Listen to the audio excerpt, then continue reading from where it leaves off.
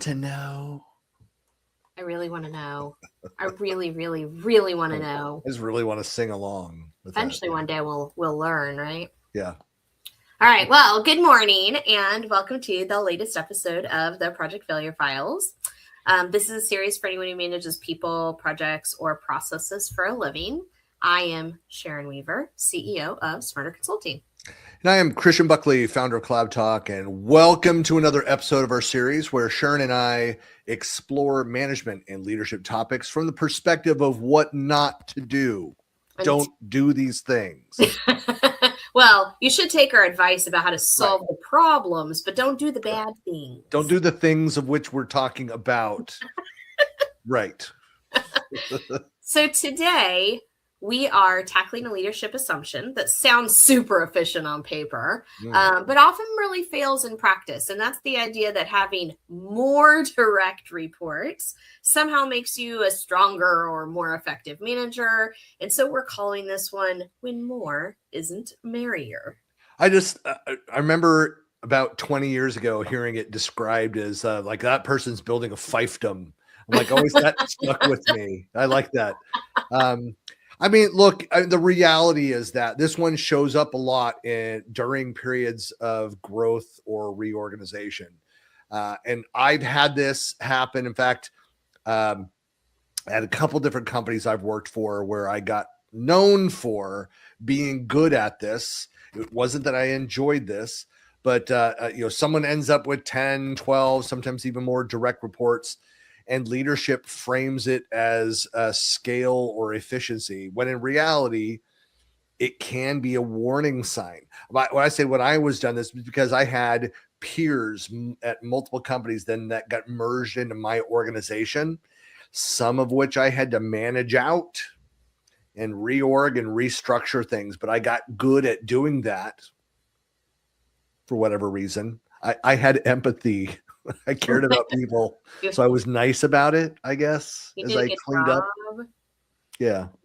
Well, and just to be clear, we're not talking about being anti-scaling, right? We're not trying to talk about not growing and not allowing people to do their jobs. And sometimes there's good managers who can take on more direct reports.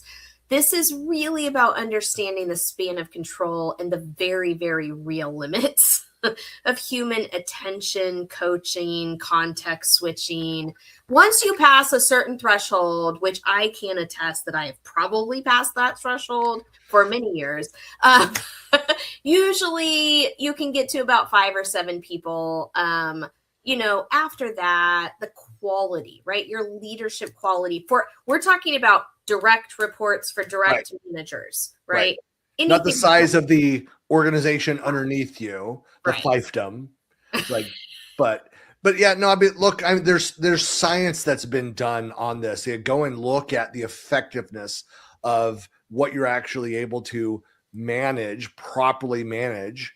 And it is something that can be subtle at first, because there's only so many hours in the day. So one-on-ones get shorter instead of weekly. It's every other week.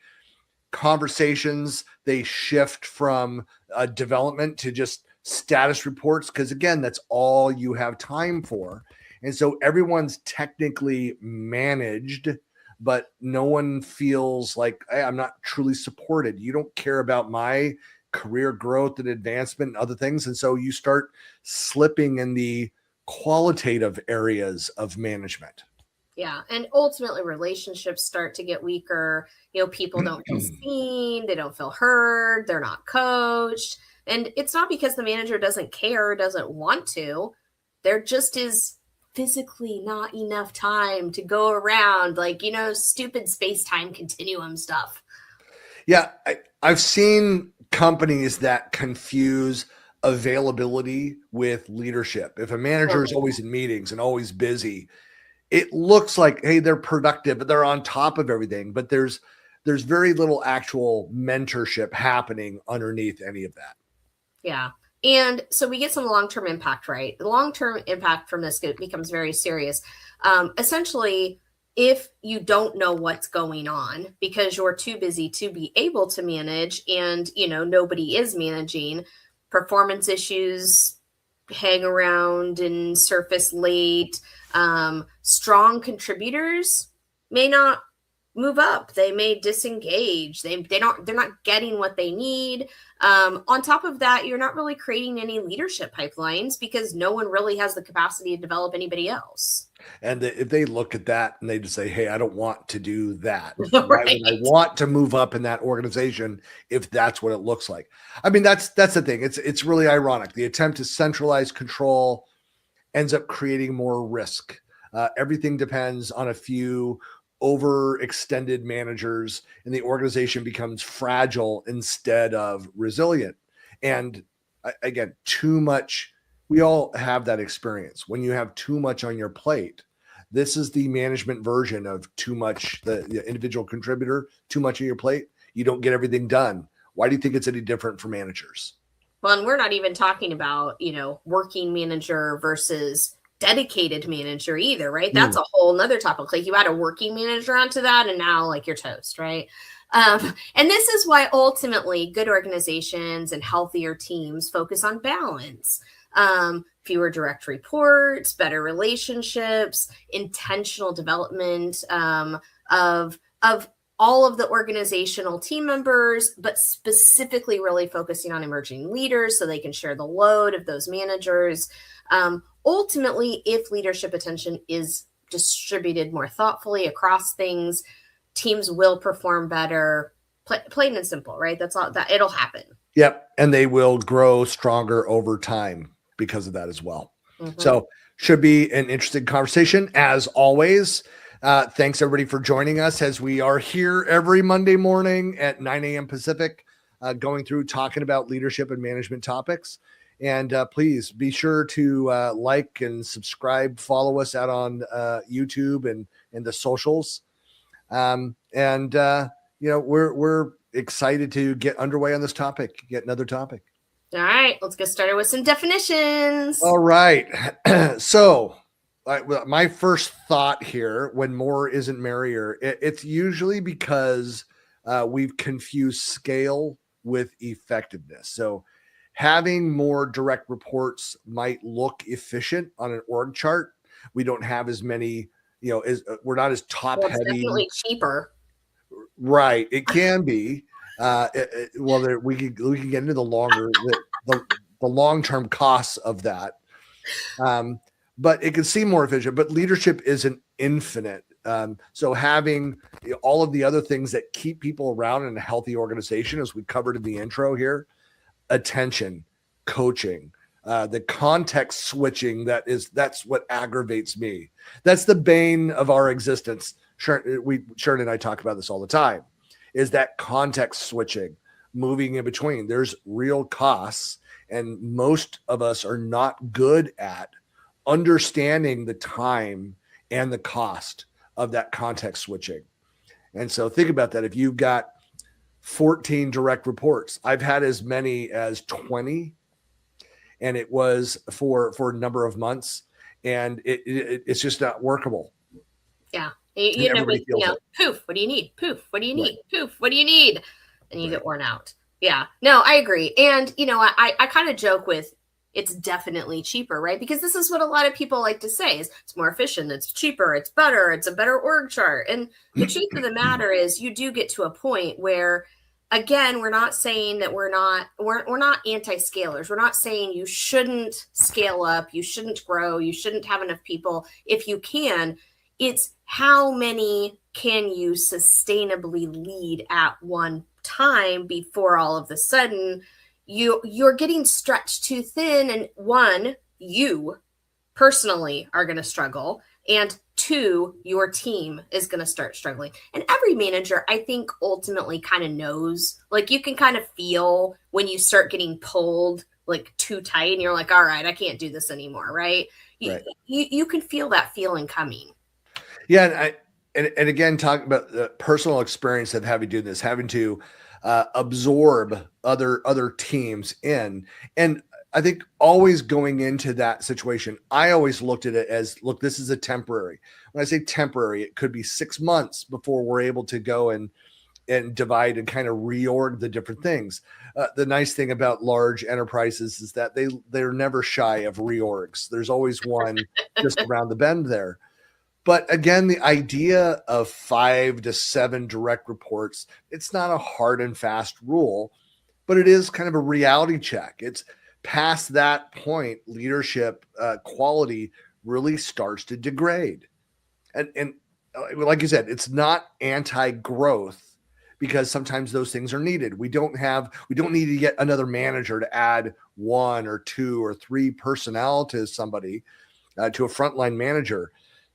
But if you have the structure, if you have the right systems in place for them to be able to manage that, more numbers on them, and it can be sustainable. So it really is what is the model support for the leadership? And when it starts impacting the quality of what employees deserve to have, a manager that they can go and talk to about, let's face it, a lot of management is also trying to balance the workload, the work activities with real human stories. Things happen. People get sick, family members, things happen. And to have those conversations, which the best way to manage those is by knowing your people and for them to know you and to build that trust and have that relationship. It's hard to do that when you're constantly adding more and more people to the mix. Yeah. And culturally, again, there are organizations, right, that identify this, that manage it well, that proactively rebalance when needed. They are constantly looking for optional or growing leaders that can kind of come into that leadership pool. But ultimately, there are organizations who do this well, and then there are organizations who are just like, your job is to throw tasks on the task board. It doesn't really matter. Like, we're just going to throw everybody underneath you. And that can create a lot of problems if you are not balancing it properly. I think of it like it's transactional to them. Like those organizations that treat it as, look, you can handle it, and it's just another team member, that have them do what everybody else does, then where people are a number versus a human under there. And so it's a transaction to them. So availability replaces mentorship, and then the relationships weaken because you just can't maintain that. The people that were there first, the new people less, and over time that erodes trust, and it makes it hard for people to speak up and to make change in that culture. Just send a support ticket to your manager. It'll be fine. Yeah, that's right. They'll take care of it. Okay. Anonymous in the lunchroom, in the box. That's right. We'll read it in front of everybody, and then change will happen. Ways to know you have too many direct reports. Yeah. There's a box to put your comments. But you're right. I mean, it does cause damage to where you're trying to go and look and understand, okay, who are the future leaders? Like, how is this organization going to grow? So you make management more transactional, availability disappears, and you reduce or eliminate your pipeline of leaders. Yep, that's exactly what happens. And I think people get frustrated, right? Because ultimately what ends up happening is, instead of having somebody that you can go to that's honestly helping you and coaching you and supporting you, and maybe you're shadowing them sometimes, maybe you're participating with them sometimes, instead you have somebody who once every so many months, basically for 30 minutes, placates you and says, this is a one-on-one, let's talk about it, okay, let's go, right? And it's surface level management. Yeah, exactly. Yeah. Can I do less? No, I could do less here. All right, let's do that less. That's right.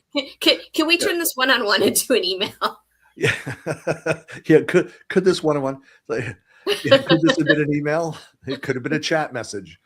Yeah. I mean, technically you're meeting with everybody, but no one's getting coached. That's how performance issues show up late and growth quietly stalls. You're not even going to be aware of it because you're not meeting with people enough to be aware that there are problems.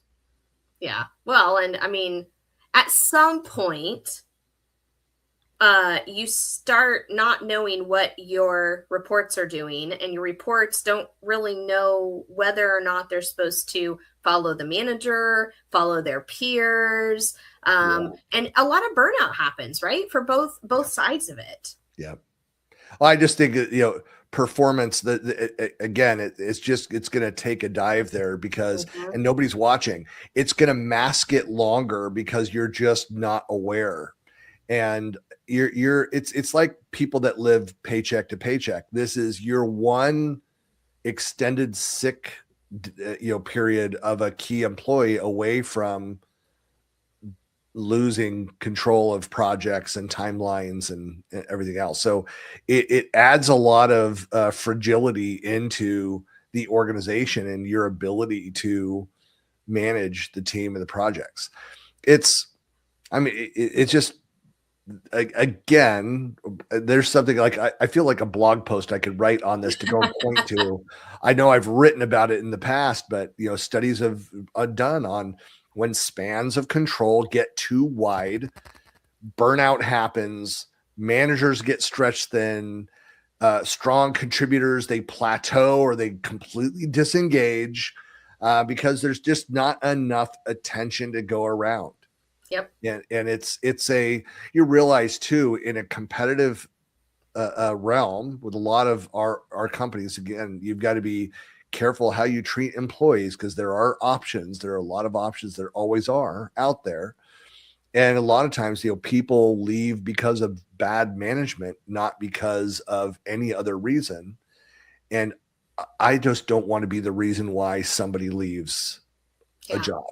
A good employee leaves. And there's bad management, and there's absentee management, which is, can be just as bad as bad management. And then what ends up happening is the few managers who are, and I'm going to loosely say, keeping up, it ends up kind of all going on their shoulders because they pick up the slack because they did reply, they did answer, they did coach, they did get on the call with them, they did do the thing that needed to be done. And so you end up with a handful of managers that are massively overextended that are trying to fill the void for the ones that can't keep up. Yeah. I mean, I think I know you have personal stories of this as well. I mean, I was thinking of when I was working in downtown San Francisco, a lot of things that I liked about the company, very dynamic, very fast moving. And the problem was not like I had I had like 3 or 4 direct reports. So that was fine. The problem was my peers, the teams that I need to work with, like they were so stretched out. So as director to director having these conversations, like they had no time for me. They were hanging on to, what they could within their roles. And so it impacted other lines of business. And so it was something where, and I was asked all the time, like, you need people. I'm like, no, people is not a problem for us. Like we're with the projects that we have, I can't get decisions through from these other organizations. So that's where I get hung up. Seeing that. I've always say that, Sharon, I like one of these people growing up as a kid. Like I could, I could see the mistakes of others and be like, oh, I need to not make that mistake. I didn't need to have to go make that mistake myself in every case. I could see it, or an adult could tell me as a kid, don't touch the fire. It's hot. I'm like, gotcha. I'm not going to touch the fire. And so that was something where some valuable lessons came from that time. But ultimately I was so frustrated. That's why I left that company. Frustration over leadership and their inability to get rid of these log jams. I'm like, I'm just wasting my time here. Yeah. Now, and I've been on both sides of the coin, right? I mean, early in my career, I definitely worked at places where my manager was way too busy for me. And so I would go, hey, I need help. I need coaching. I need advice. I need, what is it that I'm supposed to even be doing? And like, I might hear back a week or two later. And so I was like, I have no idea, right, what I'm supposed to be doing. So I'm going to make up my own role. And eventually I'm going to go find another place to work, probably. So I've been on that side of the coin. I've also been on the side of the coin where, I've had a lot of people that I've had to keep track of and keep up with. And ultimately, I really enjoy quality time. I enjoy quality time with the people that I work with the people that work for me, with my partners, I really enjoy that. And when you run out of time to be able to do that, it's really frustrating as a manager because you want to, right? You want to do the right things, but you just can't. And so I think ultimately, part of that, finding that balance is recognizing, like I said earlier, within yourself is, in the real world, I'm constantly reevaluating, am I capable of even doing this? Or do I need to, put somebody else in that role because I'm clearly not keeping up with it? Yeah. When you think of strategies for overcoming this issue, what jumps out at you? What do you think about? I think about, so back to my comment of keeping up with things and knowing where that balance is, am I starting to not show up to things like one-on-ones? Am I constantly pushing them back or rescheduling? Am I able to answer people's questions within a reasonable amount of time? Or am I finding that it's days and days and days and days and weeks before I'm getting back to people, right? So like, how often am I dropping the ball on the things that I'm supposed to be doing for each individual person versus getting it done? Yeah. I mean, it's hard to, I know we just, 2 episodes back talked about, micromanaging. And if you see yourself slipping that direction, again, that's somebody you're compensating by trying to make up by grabbing control around that.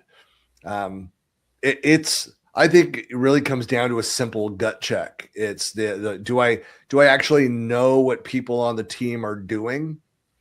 Like what they're working toward, not the detail of how they're executing to achieve that, but do I know the things that they're focused on and what the priorities of those things are?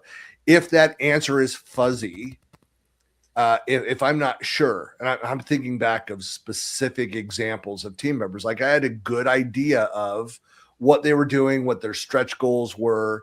When I started to lose sight of that and like, remind me, what are you working on? Like, that was assigned to me. Like I've got too much on my plate here, spanning different ideas. And there are natural line breaks of where I could see even promoting somebody underneath me. Not that I'm trying to create hierarchies, but sometimes there are natural line breaks of where this person could step up and manage, others within that category of this type of project. And it's a natural progression, a place to promote and recognize that, or to have discussions with my peers about where a reorg might make sense to restructure things around these different natural line breaks of focus.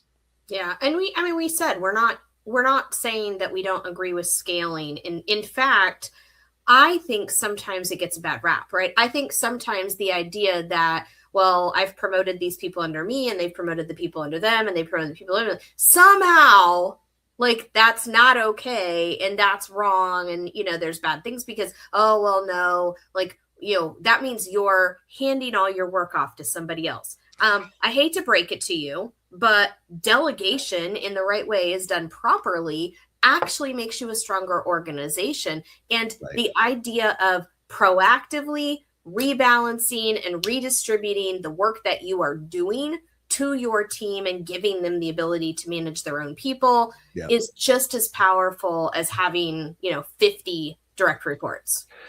Sharon, I've only done this one time, but it worked. It caused some issues, but it worked. Was where we restructured and promoted somebody up to be a lead temporarily. When those projects were done, then it went back into being a peer.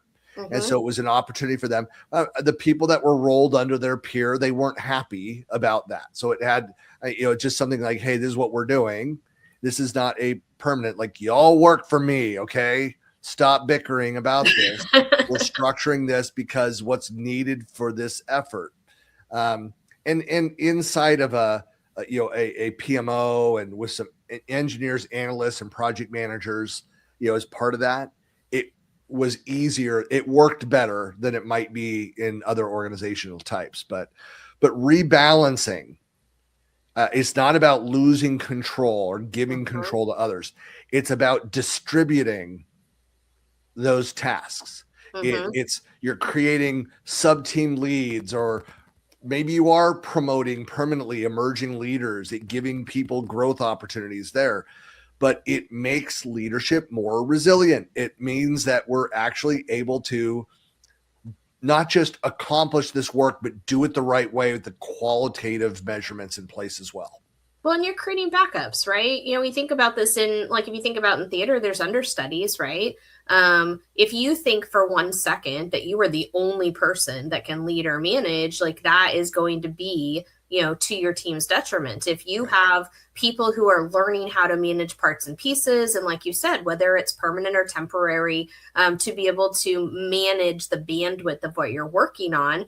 I mean, I think that's the sign of a good leader when you're saying, hey, wait a minute, like, no, I'm stretched too thin. Let's restructure some of this temporarily or long-term just to be able to accomplish our goals. Yeah. So thinking about best practices for this, like what the line items, the things that, are part of the way that you would structure this to make sure that, again, it's not about any magic number. Some people are able to handle more, depending on the types of employees that they have. It could, also affect the size of teams. But my number one thing is keeping those one-on-ones sacred. That relationship that you have with your direct reports, that's the first place you're going to feel impact. If the quality starts slipping on those meetings, that's your first indicator that maybe I've got too much on my plate. Yeah, I mean, I think, and you and I both agree on this, and we talk about this a lot, and we're talking about direct managers, all right? We're not talking about 3 skip levels up, which I still think you should know some stuff, but like, we're talking about people who directly report to you. You are responsible for their work, right? Right.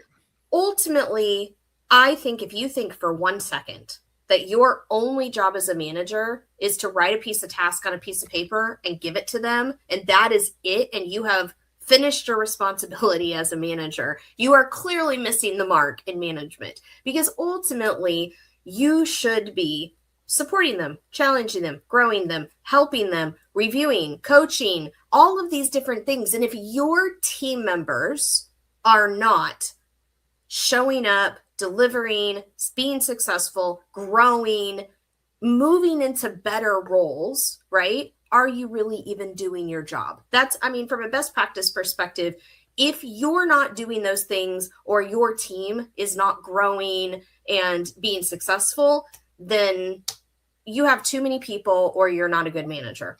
And building layered leadership, it's not about like the numbers. Again, if I were, back in a support operations in that role, I could be a frontline manager. I could have 12, 15 people underneath me that have, not to call it more transactional, it's not, but it's just different. It works better with project managers, with when you start moving up in a manager of managers doing that. It's very different.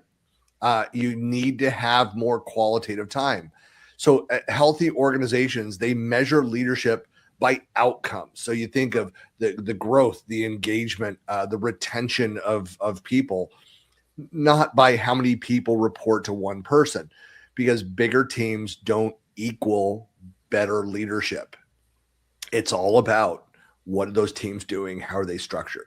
Yeah, no, I agree. If you're investing in training your managers and training your leadership team, then they should know that and they should understand that. And you should be constantly bringing new ideas in as well. So not just, if you have a whole bunch of people and, everybody's a worker and nobody's a leader, you're also not building your leadership pipeline like you should be. So if you're having these kind of smaller opportunities and you're investing in them, you're investing in training, you're investing in constantly keeping up and adapting to change, then at a maturity level, you are setting your team up for success down the road.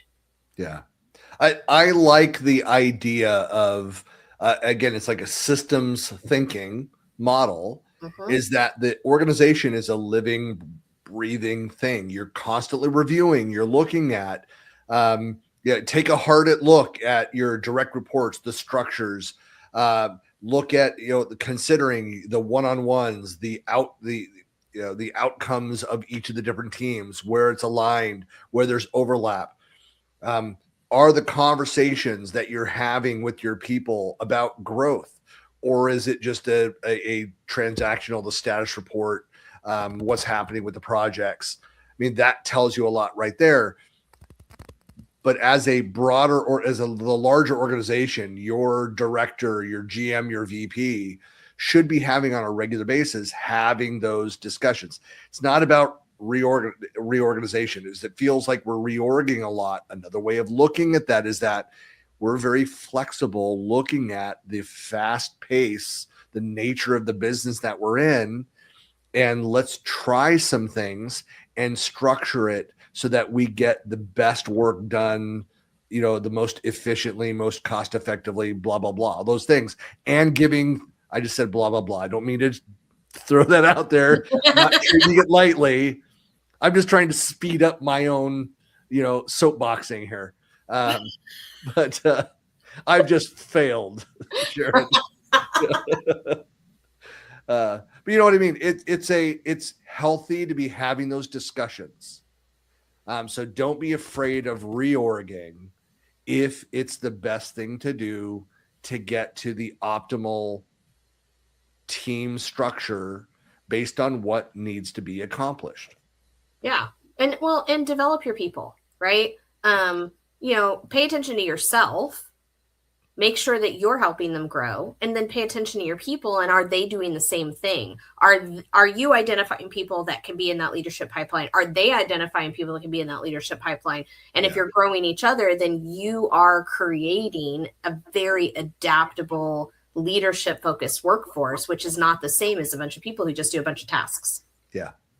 I would be so bold as to even say there should always be some person. If suddenly your VP came to you and said, Sharon, who are you looking at as an upcoming leader? You need to have a person in mind. Yes. That you're working with, developing, if not more, but at least one person in your org. And if there's nobody in your direct reports in your structure, that's a slightly different problem. Maybe you need to take stock. Yeah. It's a good way of it. Take stock of that. So, Well, excellent. Well, Sharon, another great conversation. I know that we could talk for hours on this. We could talk for hours on any. In fact, yes, I challenge somebody to give us a topic that we could not talk for hours about. But thank you for watching this episode. Again, please be sure to follow us and subscribe out on YouTube at Project Failure Files. It's our new channel out there. And so if you are watching this off of the blog or off of socials, click through to the YouTube and follow us there and like it. Provide your feedback. Let us know if we skipped over something in this topic. Let us know if there's a topic you'd like us to cover that we haven't already in the series. Please do so. And we'll be back next Monday and every Monday after that, forever and ever. Forever and ever. Forever. Yes. Thank you guys so much for watching, and we'll see you next time. See you next week.